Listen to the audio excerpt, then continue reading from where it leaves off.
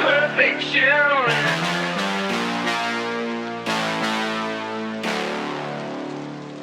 See, I need you like the radio. I'm going to assume all of you are familiar with How the Grinch Stole Christmas.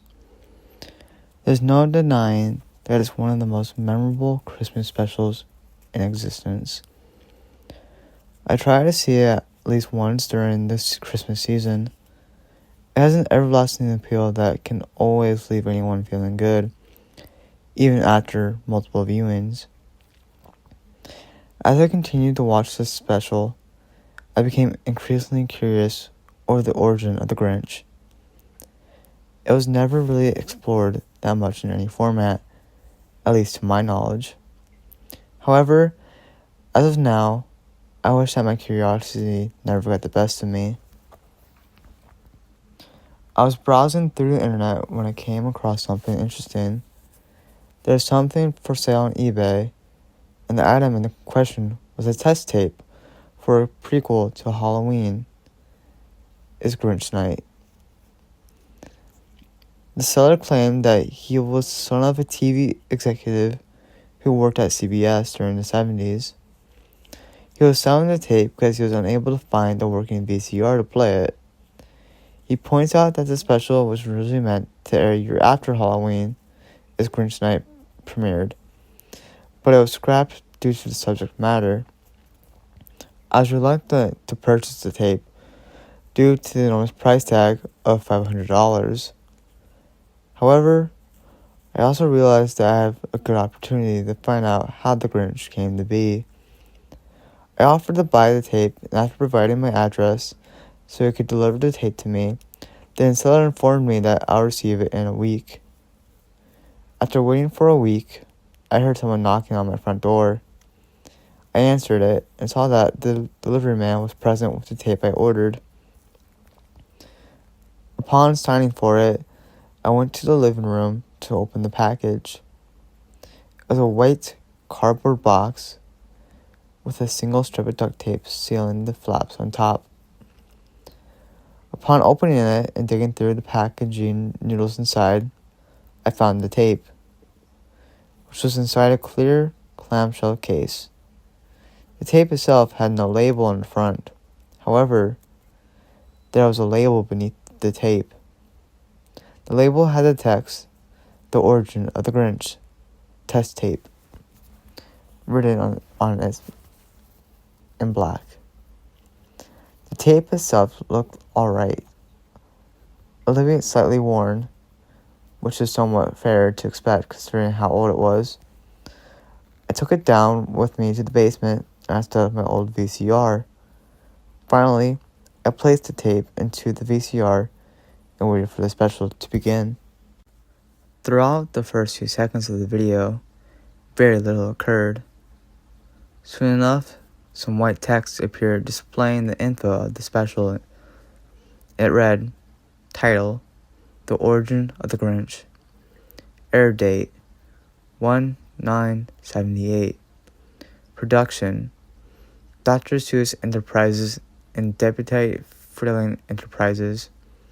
Writer, unknown. Director, unknown. Copyright, Dr. Seuss.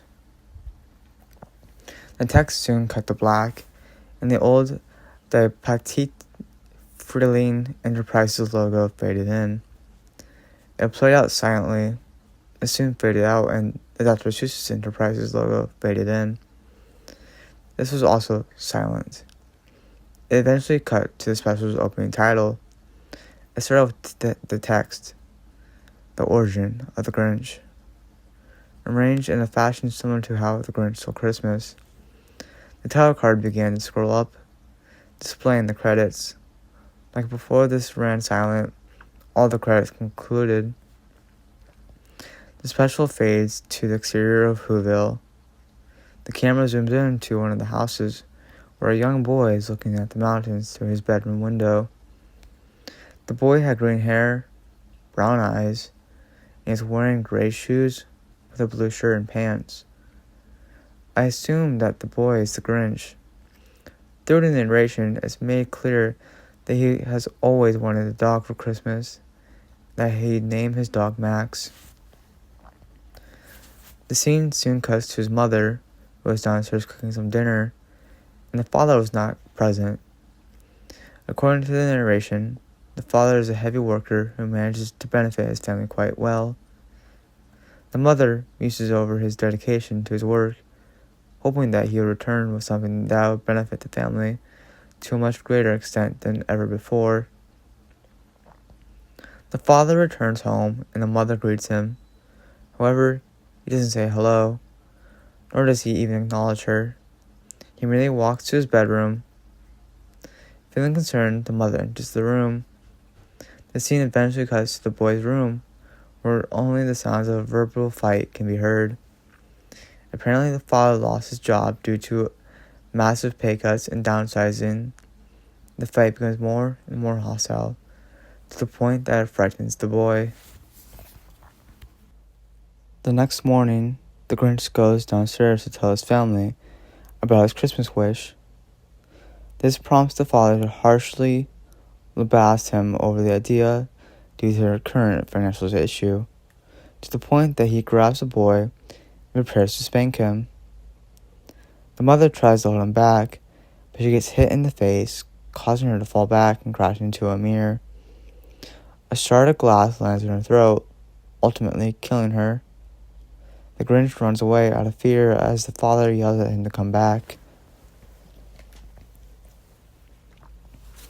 A time skip occurs, and we see that the boy has grown older and now has more body hair. His eyes seem to have changed as well. His whites are now yellowish and his pupils are now reddish. His clothes also appear to be smaller, implying that he has yet to find a new place to live. He spies in the houses around Whoville, showing enormous signs of envy for those who are able to live happily. He attempts to get into one of the houses by knocking on the door, hoping that the owner would be generous enough to let him in. Unfortunately for him, the owner harshly tells him no and he slams the door in his face. The man proceeds to walk away out of sadness. As he walks, he continues to look at the happy families, showing greater signs of envy every time.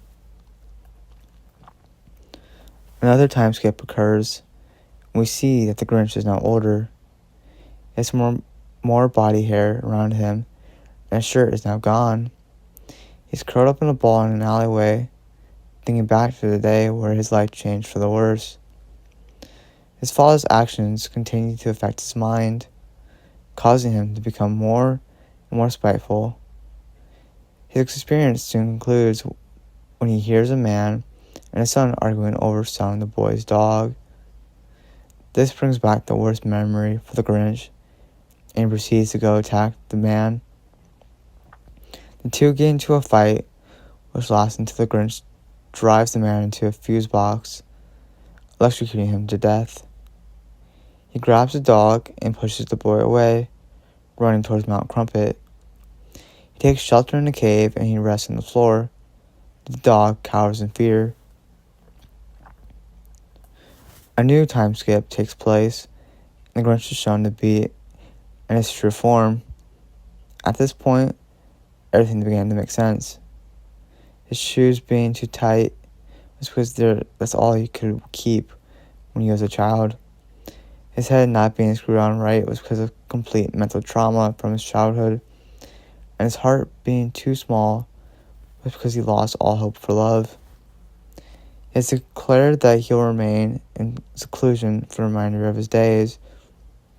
A few days later, however, the sweet and sour winds blowing through the mountain, which, no surprise, influences the Grinch's mind.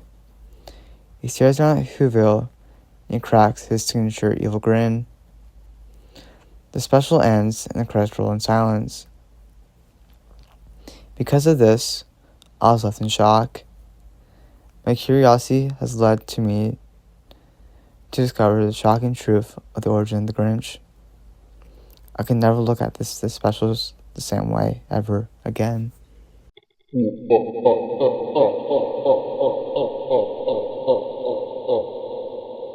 Oh.